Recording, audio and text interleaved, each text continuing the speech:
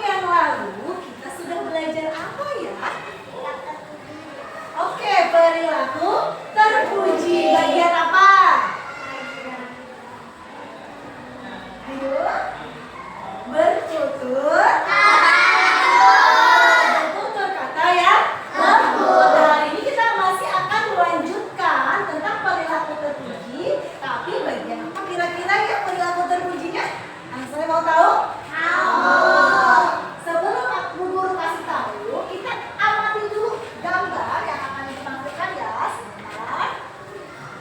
Nah, ada anak laki-laki, ada anak perempuan beserta ibunya. Coba diamati. Terlihat jelas gambarnya? Amati sama-sama lagi. Di sini ada anak perempuan dan anak laki-laki. Sepertinya kasusnya sama, situasinya sama ya nak. Situasinya sama. Lihat apa situasinya sayang? Ada anak yang memecahkan vas bunga. Tapi kita perhatikan dari ekspresi anak laki-laki dan anak perempuan berbeda. Betul? Kita lihat yang laki-laki. Kelihatan ketakutan. Kalau perempuan percaya diri, betul. Kira-kira kenapa anak laki-laki ini ketakutan? Berbohong. Betul ya, sampai menyembunyikan tangannya ya. Nah, berbohong. Dia tidak mengakui kalau dia sudah memecahkan vas bunga. Bentar, kalau yang anak perempuan, dia ada yang berbicara katanya percaya diri. Kenapa percaya diri? Dia tidak berbohong, dia mengakui kesalahan kepada ibunya. Lalu bagaimana tanggapan dari ibunya kalau kita berkata yang sebenarnya? Apakah mamanya marah, ibunya marah? Ibunya memahami keadaan yang dilakukan anak perempuannya. Kalau ini lihat, bagaimana ekspresi anak ibunya? Sepertinya kecewa ya? Iya, kecewa karena tidak ada yang mengaku. Tidak ada yang mengaku menjatuhkan vas bunga. Jadi anak soleh dari kedua gambar ini, anak soleh lebih suka yang mana? Yang perempuan. Lebih senang yang perempuan. Kenapa? Karena dia tidak berbohong. Kalau dia laki-laki? Kita suka tidak sama yang tidak berbohong? Ya suka berbohong. Tidak ada yang suka. Baik, dari sini, dari gambar ini, dulu lihat fokus ya. Dari gambar ini, ada yang bisa kita lihat. Kita hari ini mau belajar perilaku terpuji tentang apa? Itu kemarin. Hari ini, tentang ada yang berbohong, ada yang tidak berbohong. Berarti apa? Tentang kejujuran. Tepuk tangan untuk Keke. Hari ini kita akan belajar tentang kejujuran. Anak soleh pernah nggak dalam situasi itu?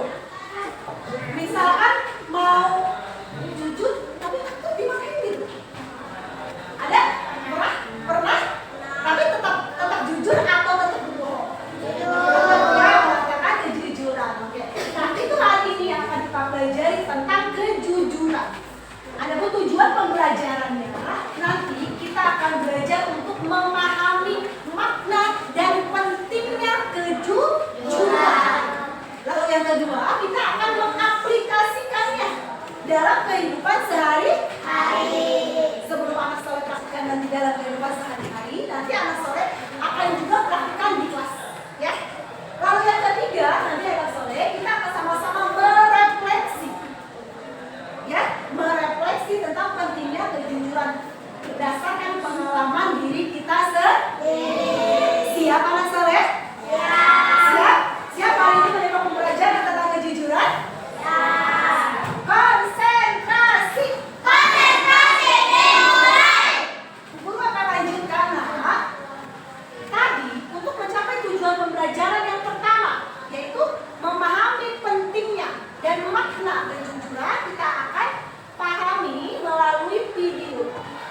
video pembelajaran.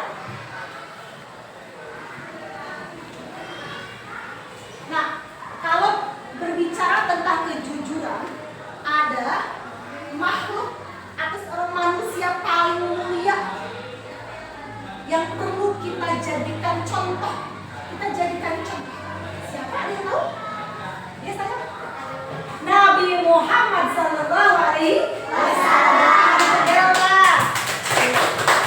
Kita akan belajar kejujuran dari kisah Nabi Muhammad Sallallahu Alaihi Wasallam. Kita akan saksikan dalam video. Kita simak baik-baik. Kita cari tahu apa saja contoh-contoh dari kejujuran itu.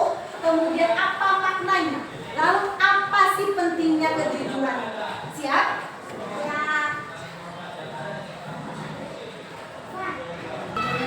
Ketika bulan Rajab tiba, seluruh umat Islam tentunya ingat akan peristiwa Isra dan Mi'raj Rasulullah dari Masjidil Haram ke Masjidil Aqsa dan dilanjutkan ke Sidratul Muntaha, serta kembali dengan membawa pesan untuk menunaikan sholat 5 waktu.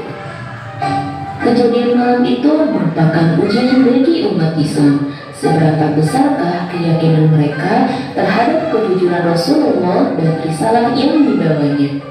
Kini yang menjadi pusat perhatian umat Islam hanya satu, yaitu pentingnya kejujuran.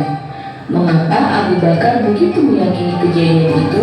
Jawabannya hanya satu, sifat kejujuran Nabi Muhammad yang selama ini dikenalnya. Muhammad adalah seorang nabi dan rasul terakhir bagi umat muslim. Muhammad memulai penyebaran ajaran Islam kepada seluruh manusia untuk menegakkan ajaran tauhid, untuk membesarkan Allah sebagaimana yang dibawa nabi dan rasul sebelumnya. Itu ia dikenal di kalangan suku-suku Arab karena sifat-sifatnya yang terpuji. Kaumnya sangat mencintainya hingga akhirnya dia memperoleh gelar Al-Amin yang artinya orang yang dapat dipercaya.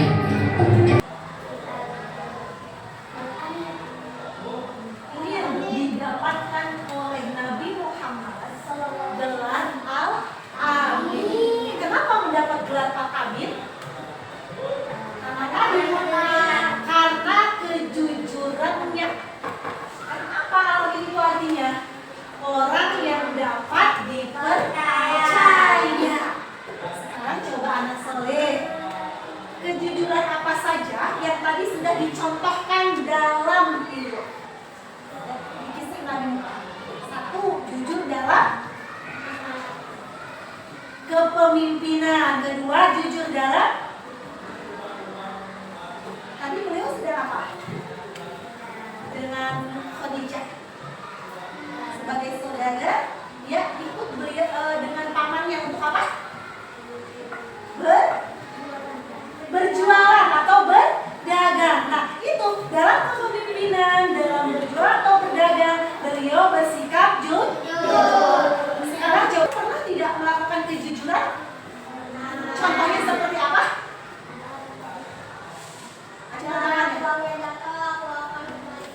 Ada uang orangnya jatuh, aku kembalikan. Itu sikap jujur? Jujur. Terima kasih Vito. Asal tahu dari situ apa artinya jujur? Sekarang coba anak soleh keluarkan bukunya, tuliskan apa makna jujur itu. Siapa yang bisa membacakan dari hasil tulisannya? Apa artinya jujur? Acungkan tangannya boleh? Ya Vito, lagi. Tidak berbohong saat menemukan barang yang bukan milik kita. Boleh tidak berbohong. Jujur artinya tidak berbohong. Nah, sekarang kita akan coba aplikasikan melalui drama. Nah, dramanya seperti apa? Dramanya berdasarkan situasi. Situasinya seperti apa? Nah, ini dia. Guru sudah punya lembar kerja, masing-masing situasinya berbeda. Nanti ini anak soleh tuliskan nama anggotanya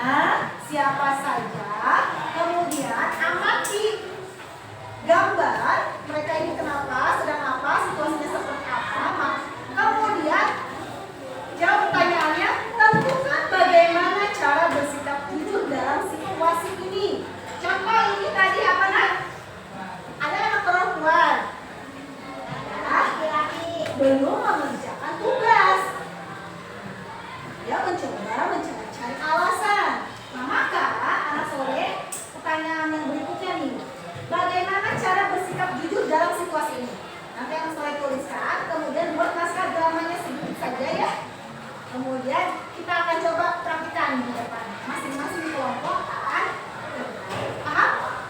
Ada yang bertanya kan? Ibu akan berikan. Yang bisa ya, tulis dulu nanti. Ya, ini masing-masing kelompok. Ini ya.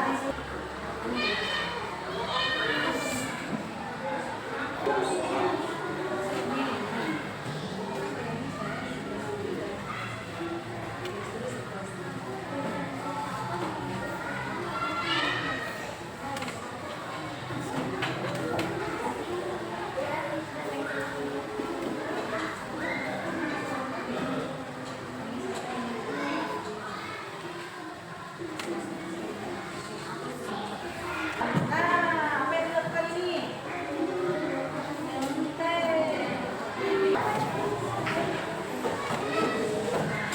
Sekarang coba siapa yang sudah siap berperan dalam pertandingan tuh.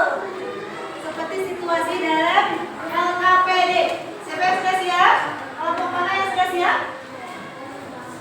Alvito, silakan kelompoknya Alvito.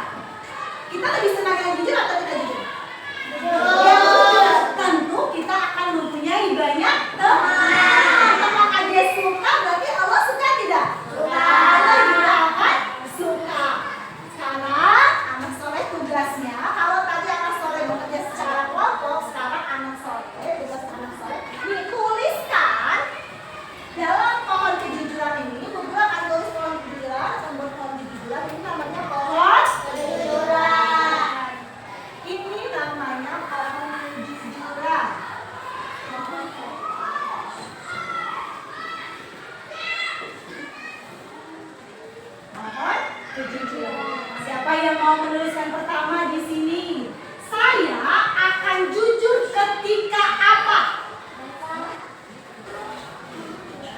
Tidak kelihatan, nanti berbacakan. Ya, siapa yang lain? Jadi semuanya harus menuliskan di sini.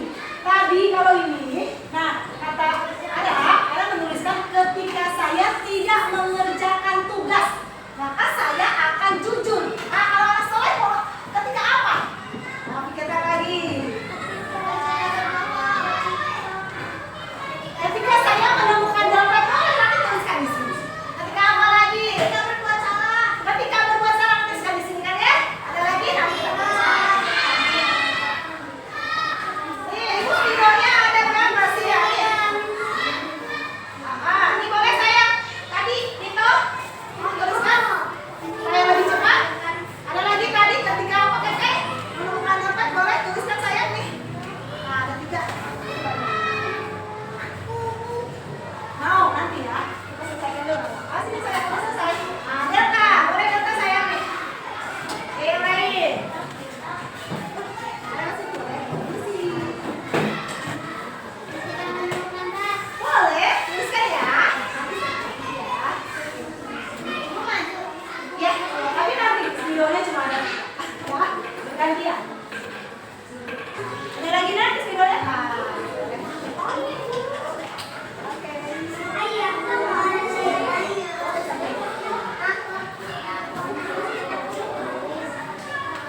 Oke, baik. Terima kasih yang sudah menuliskan refleksinya. Kita akan bacakan coba satu persatu ya. Ada yang katanya ketika saya tidak mengerjakan tugas, maka saya harus jujur. Ketika saya menemukan dompet, maka saya harus jujur. Ketika saya menjatuhkan gelas, maka saya harus jujur. Ketika saya menemukan tas, maka saya harus jujur. Ada juga ketika saya berbuat salah, maka saya harus jujur. Ada lagi ketika saya menjatuhkan pot bunga, maka saya harus jujur. Ada lagi ketika saya memecahkan piring,